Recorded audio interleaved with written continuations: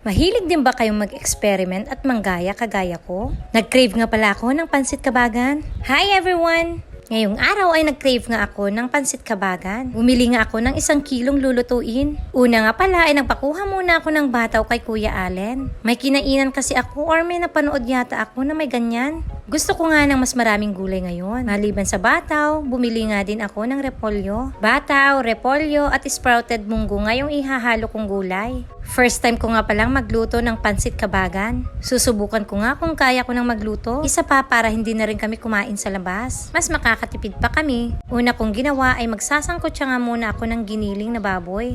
At habang pinapakuluan ko, nagchuchop naman na ako ng bataw. Freshly picked nga dyan sa garden namin. Hindi pala kumpleto yung sahog na andito sa akin. Kasi supposedly ang sahog ng pansit kabagan may chicharon pa o di kaya yung bagnet.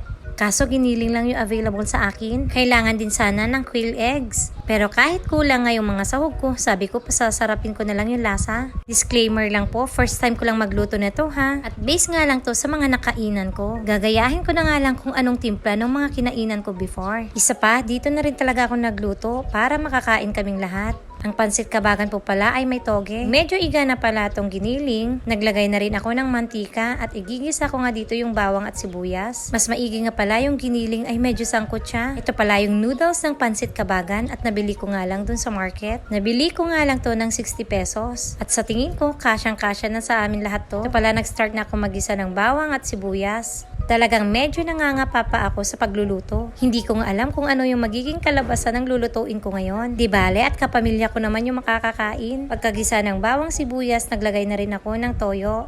Tinimplahan ko nga din ng mga pampalasa. At sabi ko, subukan ko nga maglagay ng oyster sauce. Isa nga rin kasi yan sa pampalinamnam. Pagkatapos kong matimplahan, nilagay ko na tong toge. Guys, hindi ako sure dito sa steps ha. Basta kung ano sa tingin ko, ay yun yung ginagawa ko. Yung mga steps kung paano lang ako magluto ng ordinary pansit. Pagkatapos ng toge, etong bataw naman ay ni-slice ko yung nilagay ko. Half cook nga lang yung pagkakaluto ko dito ng gulay. Gulay pa nga lang ng pansit kabagan ay pwede ng ulamin. Yung medyo luto na nga yung bataw, nilagay ko naman na tong repolyo. Thin slice nga lang siya, kaya madali lang yan maluto. Siguro mga 5 minutes lang yan naluto. Mas maraming gulay sa mga pansit ay mas masarap. Pagkaluto ng gulay, sinet aside ko lang. Kasi itatoppings lang to pagkaluto ng noodles. Nagpakulo na rin ako ng tubig. Yung sa tingin ko ay kasya. Tinansya ko nga lang kung gaano karami. Tinimplahan ko nga lang din pala yan ng toyo, ng paminta, seasonings at konting patis. Nagdagdag na nga rin ako ng oyster sauce pampalasa. Tapos yun, minekos-mekos ko nga lang. Nung mga oras na to, iniisip ko nga sana hindi pumalpak yung luto ko. Pork cubes pampalasa.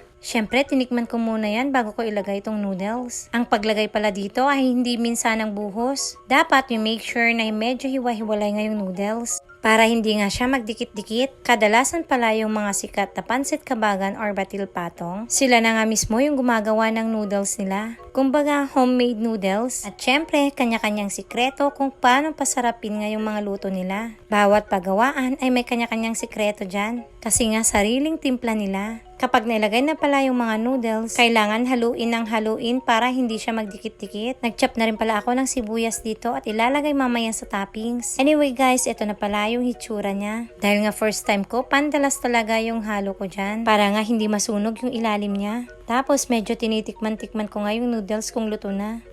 Finally, ito na pala yung finished product natin na tinabi ko para naman sa pinsan ko. After ng plating, syempre kuhanan muna ng picture at video. At ito na nga yung finished product ng pansit kabagan. Medyo natatakam na po ba kayo? O siya, tara na at kain na tayo. Tinawag ko na nga sila para magmerienda. Before I forget, naglagay pala ako ng toppings na yung gulay na ginisa kanina, sunny side up na itlog, spring onions at sibuyas. Tapos kanya-kanyang handa na rin kami ng toyo at kalamansi at sili. May nakalimutan din pala akong i-include dyan, yung egg soup na kailangan talaga para hindi siya magdikit-dikit. Yun nga yung ginagawang sabaw dyan sa noodles. Pero overall sa luto ko ay ox na ox naman. O siya, hanggang dito na lang muna ulit. Maraming salamat sa panonood. Hanggang sa muli.